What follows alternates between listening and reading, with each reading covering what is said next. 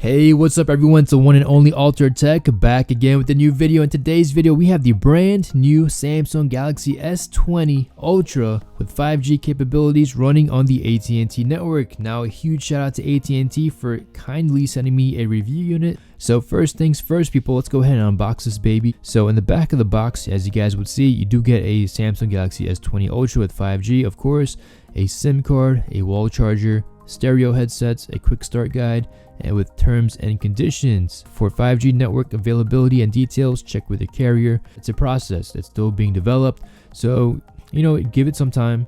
And if you guys really want me to test out 5G, I will. So let's go ahead and open up the box real quick. Now you guys see you do have a SIM card tool, you do have some paperwork, and you do have some AT&T paperwork as well. And now it does say that this phone does come with a screen protector already installed, and if you want to remove it and install your own, make sure it allows the use of the touchscreen features. Okay, so that's pretty much all the paperwork. Let's go ahead and check out the phone itself. So this is the Samsung Galaxy S20 with 5G capabilities. Now this phone, as you guys can see, there is some bubbles on this. I guess the last reviewer, he must have removed it and then replaced it back on. I'm not exactly sure, but for the phone itself, after I give it a complete wipe down, let's go ahead and check it out. You do have a volume rocker. Now this is on the right side, and the power button is also on the right side. If my memory serves me correctly, I remember last year's device having those buttons on the left side, which is kind of odd. I am a lefty, but I'm still used to having those buttons on the right side. Now on the bottom, we do have a speaker grill with a USB-C port with a microphone port, and everything else looks to be quite similar to the Galaxy S10, but one thing I will point out is that the curves, it's a lot less prominent. It reminds me kind of like the curves on the LG G8. I mean, it's still there, but it's not as intrusive as with those deeper curves as we've seen in the past with Samsung Galaxy devices. So I'm very happy about this.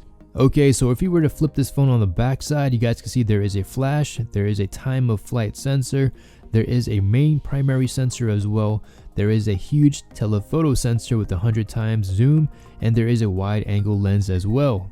And before I forget, in the box we also have a travel adapter with fast charging capabilities. We also have a USB-C cable, and you also have some free headphones. So Samsung is continuing the trend where they've been including some free headphones with their devices, with their premium devices I should say. So this has a USB Type-C connection at the end. There is no headphone jack, and that's pretty much all you're getting. So as for the phone itself, does it turn on? Yes, it does turn on. As you guys can see, it does have the AT&T logo, and it's a fresh boot. So I'm just going to go ahead and set this phone up real quick. Okay, so once we're done setting up this phone, it'll take you up to the home screen. Now this is a very nice wallpaper and does have a very cool animation once you open up the lock screen. And so far for this phone, right now it's on 60 Hertz. I'll have to go ahead and change it to 120 Hertz just to experience that real quick. But right now, for just using it at 60 Hertz is not too bad. But once you get used to the 120 Hertz, most likely you just wouldn't want to go back. First off, I'd like to go ahead and change this to the dark theme. Okay, so one of the most important things I've been looking forward to was the improved fingerprint sensor. They say it's more accurate, it's a lot more faster, so we'll have to go ahead and test that out. So I'm going to go ahead and set this up real quick. So it's pretty much the same old setup like you've seen on the Galaxy S10. Pretty easy and simple and straightforward. Okay, so let's go ahead and talk about the display colors. Now you can choose between vivid and natural. If you guys want that saturation levels, I would choose vivid. If you guys want a more realistic colors, I would go with natural. Now if you guys want to go ahead and change the white balance, you can do so as well, and you can also go ahead and play with the RGB colors as well. Now let's go ahead and check out the resolution settings. Now you could choose from a quad HD plus to full HD to HD. If you're using 60 Hertz, you could choose between any of the three. So as you guys see here, high refresh rate isn't supported in Quad HD Plus. Your screen will change to a standard refresh rate. Now honestly, everything seems to be very much familiar from last year's Galaxy Note 10. So let me just go ahead into the camera app because that's where pretty much all the new toys are at. So let's open up the camera app, and as you guys can see, you do have a single take mode, which allows you to go ahead and capture a wide variety of pictures and clips from any scene. So it smart crops, has filtered photos, has some short clips, has a wide angle photos. So that's going to be pretty much fun to play with. And let's see what else we have. We have a single take photo. Now we do have the standard photo mode. You could choose between your wide angle standard lens and your telephoto lens. So to make things a lot more easier, Samsung has listed all these zooming options. So you have the 0.5x at the beginning, which is the wide angle lens. You have 1.0x, which is the main sensor, and the 2.0x, which is the telephoto lens, going all the way up to 100 times zoom. You do have a video mode. Now it seems like Samsung really cleaned up the menu system. There isn't as much shifting of going back and forth to find the mode you want. If you guys are interested in some of the more extra features, all you need to do is go ahead and tap on the more setting all the way on the right side. Okay, so let's go ahead and check out the Pro video mode real quick.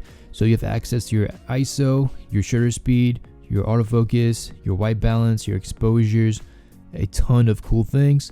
And as you guys can see, you can even choose between changing the temperature, the tint, contrast, saturation, highlights, and shadow. This is a huge win for video content creators. I'm gonna have to give Samsung a huge high five on this one. This is something I've been really wanting on my previous Samsung devices. Maybe there was an update, but for me, when I had my Galaxy S10, these options were not available. So it was very nice. Hopefully Samsung keeps these options as well, because they're very, very useful if you are a content creator. In my opinion, Samsung has pretty much one of the best camera systems when it comes to recording video. And if you guys were big fans of the AR emojis, they're back again. It seems to have a little bit more features. Okay, so there is a lot more camera features as well, and I will go through this in full detail in a separate video. This was pretty much the unboxing video, so if you guys are interested in seeing some more videos, please be sure to subscribe and hit that like button. Any questions or comments, please hit me up down below. This is Altered Tech signing out. Hope you guys have a great and wonderful day. Peace.